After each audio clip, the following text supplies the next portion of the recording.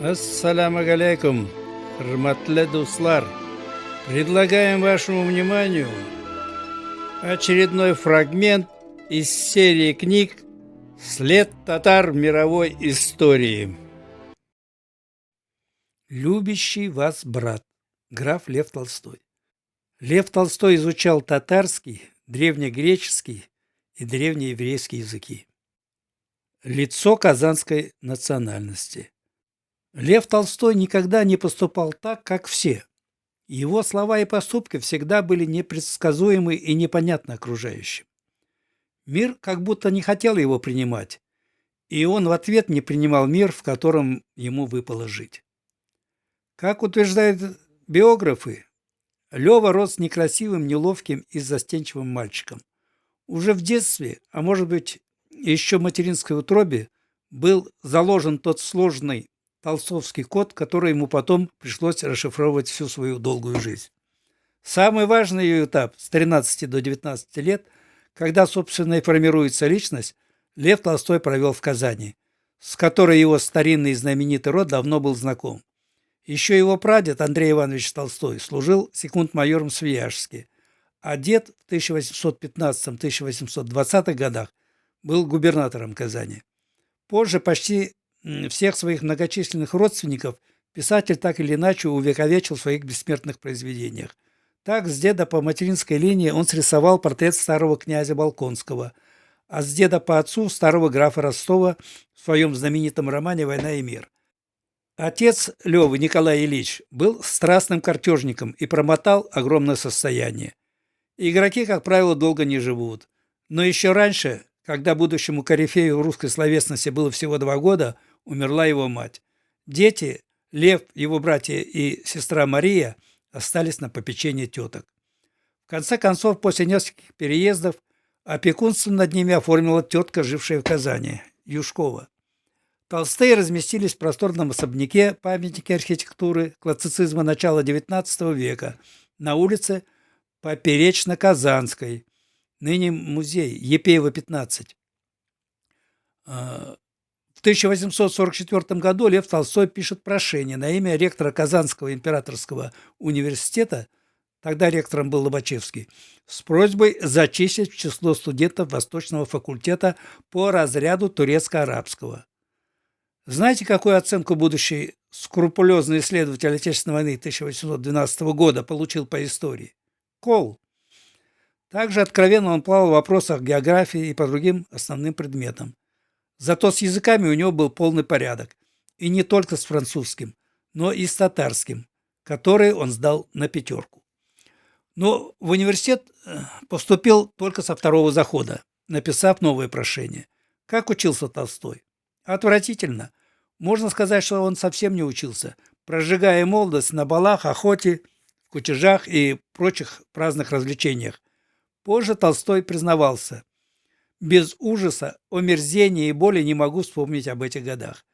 Сохранилась любопытная афиша, извещающая о премьере любительского спектакля «Живые картинки», которая состоялась в актовом зале Казанского императорского университета. Казанские губернские ведомости за номером 18 1846 года отметили мастерскую игру преподавателя университета Деплани, а также графа Льва Толстого. Это первое упоминание имени будущего писателя в печати.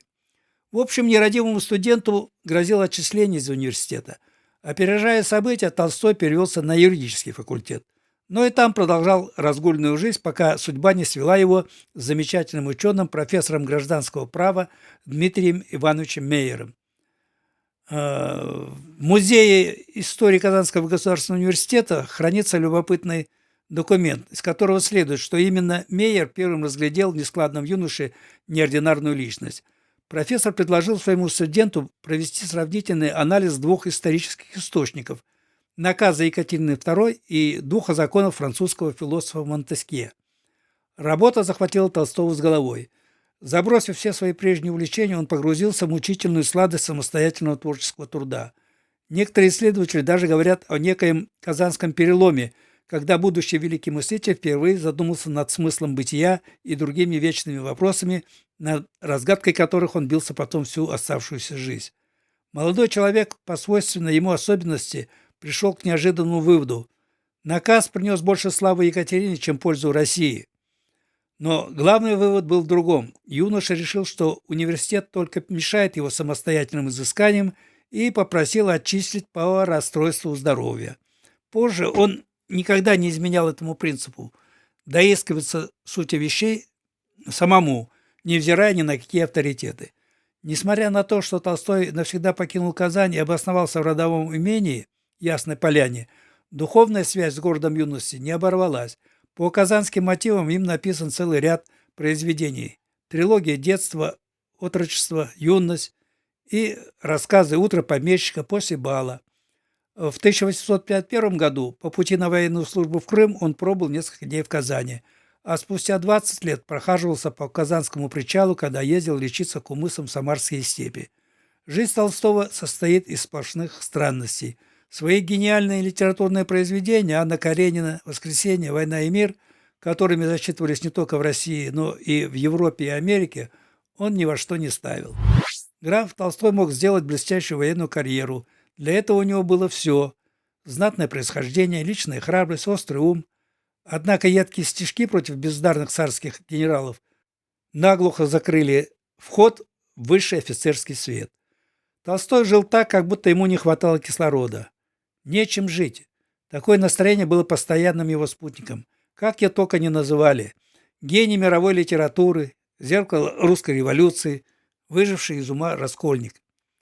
Писатель мало обращал внимания на подобные высказывания в свой адрес, как истинный мудрец, хвале и хуле, внимая равнодушно. Ему больше были интересны робкие колебания духа, нежели грубые проявления материи.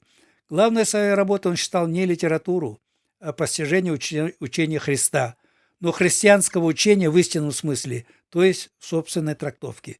Для того, чтобы прочитать первоисточники, подлинники, он специально изучил древнегреческий и древнееврейский языки. Однако выводы, к которым Толстой пришел в своем самостоятельном исследовании, не понравилось Святейшему Синоду. И в феврале 1901 года граф официально был отлучен от церкви за то, что в прельщении гордого ума своего дерзко восстал на Господа и на Христа его. Лев Толстой выше всего ставил христианские идеалы, и тем труднее постичь некоторые его поступки и слова. Представьте ситуацию. Благочестивому христианину приходит православная женщина и жалуется, что ее сыновья хотят принять ислам.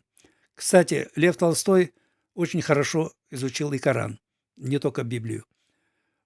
Что бы этот христианин посоветовал этой матери? Ответ очевиден, но не для Толстого. В ответном письме Викилове он написал буквально следующее. «Для меня не может быть никакого сомнения в том, что магометанство по своим внешним признакам стоит выше церковного православия». Письмо от 15 марта 1909 года, Ясная Поляна. Не отписал ли он эти строки под напором нахлынувших казанских впечатлений? Как знать. Писатель хорошо был знаком не только с западной культурой, но и восточной. Известны его симпатии к акциям гражданского неповиновения индийского мудреца Махатмы Ганди и идеям основателя исламского социализма Сардара Ваисова. С последним он встречался в Ясной Поляне в феврале 1909 года. Врач и секретарь Толстого, Маковицкий, зафиксировал в своем дневнике. Лев Николаевич вспоминал про Казань, что он там учился на Восточном факультете. Сардар пробыл в гостях у Толстого 3 дня и удивлялся, как хорошо тот знает Коран. У Толстого и Ваисова завязалась дружеская переписка. Однажды граф даже оказал материальную помощь основанной Сардаром Ваисовым в Казани мусульманской академии, которая из-за гонения властей попала в трудное положение. Насколько духовно были близки друг другу христианские и мусульманские реформаторы, видно из следующего письма Льва Толстого от 18 мая 1909 года. «Из письма вашего, — пишет Лев Толстой, — почувствовал то братство с вами, к которому идут и придут народы по вере в единый общий для всех закон Бога, любви к Нему и ко всем без различия. Пишите мне, не могу ли чем служить вам. Был бы рад, любящий вас брат». А через 3 года старый граф вышел из дома, сел на железнодорожной станции, проходящий мимо вагон, и в дороге умер. Куда и зачем он поехал, до сих пор остается загадкой. Спасибо, что досмотрели видео до конца. Следите за нашими выпусками. Продолжение следует. Давамы вам!